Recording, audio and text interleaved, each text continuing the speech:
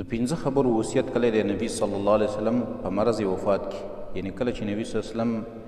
بیمار شو او په هغه بیماری کې بیا وفات شوی دی، نو د 15 خبرو وصیت یې موږ او تاسو ته کړی دی. او دا 15 خبرې ډېرې د اهمیت دي، ځکه نبی صلی الله علیه وسلم په هغې باندې د مرګ په وخت کې وصیت کړی دی. اولنۍ خبره او اولنۍ وصیت د نبی صلی الله علیه وسلم دا و چې کله تاسو کې یو کس ته مرګ حاضر شي، یعنی یو سړی بیمار شي او وایي چې بس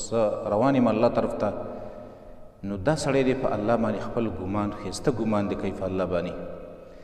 حدیث کې راځي فعن جابر رضی الله تعالی عنه قال سمعت النبي صلی الله علیه وسلم قبل موته بثلاثه ایام. جابر رضی الله تعالی عنه فرمایي وایي ما د نبی صلی الله علیه وسلم نه اورېدلی دي مخکې د مرګ د هغه نه په 3 ورځو باندې، یعنې 3 ورځې مخکې چې نبي صلی الله علیه وسلم بیا 3 ورځې پس وفات شو، ما د نبي صلی الله علیه وسلم نه دا خبره واورېدله یقول چې نبي صلی الله علیه وسلم ویل لا یموتن احدکم الا وهو یحسن الظن بالله، نه دې مري یو کس تاسو مګر دا چې دا ګمان کوي ښایسته په الله باندې عز وجل. او امام مسلم دا حدیث راوړی، یعنې ته په الله باندې ښایسته ګمان کوي چې الله به زما ګناهونه معاف کړي. د دې وجې نه بهتره دا ده چې سړی کوم د امید والا او د تمې آیاتونه دی دا سړی ځان ته اوري او د دې تلاوت کې یو سړی ناجوړه شو، بس هغه به د الله نه دا عقیده ساتي چې الله رب العالمین به زما دا لغزشات زما دا کمې زیاتې به الله معاف کړي. ځکه الایمان بین الخوف والرجاء، ایمان ویم دې ته چې ته به د الله نه تمم ساتي او د الله نه به یېرېږم. دویم وصیت چې نبي صلی الله علیه وسلم په مرض وفات کې کړی و هغه د مانځه په باره کې، ځکه دا موږ ډېر اهمیت لري، ځکه رسول الله صلی الله علیه وسلم په مرض وفات کې د دې وصیت کړی و. عن سلمة رضی الله تعالی عنها قالت، سلمة رضی الله تعالی عنها فرمایي وكانت عامة وصية النبي صلى الله عليه وسلم، عام وصیت د نبی صلی الله علیه وسلم دا و چې الصلاة د مانځه اهتمام کوئ، د مانځه اهتمام کوئ. وما ملكت أيمانكم، حتى تر دې پورې نبی صلی الله علیه وسلم جعل یجلجلها في صدره وما يفیض بها لسانه. سلمة رضی الله عنها فرمایي د دې مانځه دا ټکی به چې مونځ اهتمام کوئ، د مونځ اهتمام کوئ، دا خبره نبی صلی الله علیه وسلم د دومره وخته پورې کوله چې نبی صلی الله علیه وسلم بیا په ژبه باندې نه شوه ویلی، نو په سینه کې هغه حرکت به دې خبرې له ورکاوه، ژبه یې پرې نه چلېدله. یعنې اخري وخته پورې نبي صلی الله علیه وسلم د مانځه الصلاة د مانځه اهتمام کوئ، د مانځه خیال ساتئ، د دې په باره کې نبي صلی الله علیه وسلم وصیت کوو. دریم وصیت چې نبی صلی الله علیه وسلم کړی دی د زنانو په باره کې چې د زنانو خیال ساتئ، فاتقوا الله فی النساء، د الله نه ویرېږئ د زنانو په باره کې. څلورم وصیت چې نبی صلی الله علیه وسلم کړی دی د الله په کتاب باندې منګولې لګول،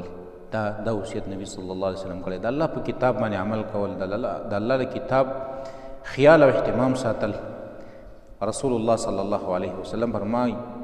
هغه مرض وفات کې نبی صلی الله علیه وسلم دا خبره کړې وه چې کله نبی صلی الله علیه وسلم دا مرګ ته نږدې شوی و، وایي یا ایها الناس، نبی صلی الله علیه وسلم صحابو ته ویلی خلکو فانما انا بشر، زه انسان یم، یوشک ان یأتی رسول ربی، قریبه ده چې ما ته ملک الموت راشي او زما روح قبضه کړي، خو انا تارک فیکم ثقلین، دوه درانه شیونه نبي صلی الله علیه وسلم وایي زه په تاسو کې پرېږدمه. اولهما کتاب الله، اول په هغه درانو شیونو کې یو د الله کتاب دی، فیه الهدى والنور، د الله په کتاب کې هدایت هم دی او رڼا هم ده. نو فخذوا بکتاب الله واستمسکوا به، تاسو د الله کتاب راونیسئ او په هغې باندې منګولې ولګوئ. او دویم چې زه تاسو ته پرېږدم اهل بیت، زما اهل بیت چې دي دا درته پرېږدم. پنځم وصیت چې نبی صلی الله علیه وسلم په اخره کې کړی و د مرض وفات کې، نبی صلی الله علیه وسلم منع کړې ده په اخري وخت کې د دې نه چې تاسو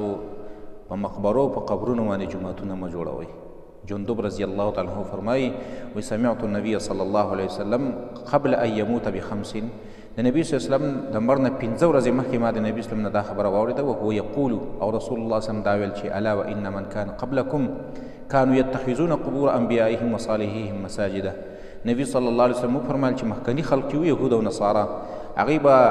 د خپلو انبیا علیه صلات وسلام او د خپلو نیکانو خلقو د قبرونو نه به جوماتونه جوړول. نو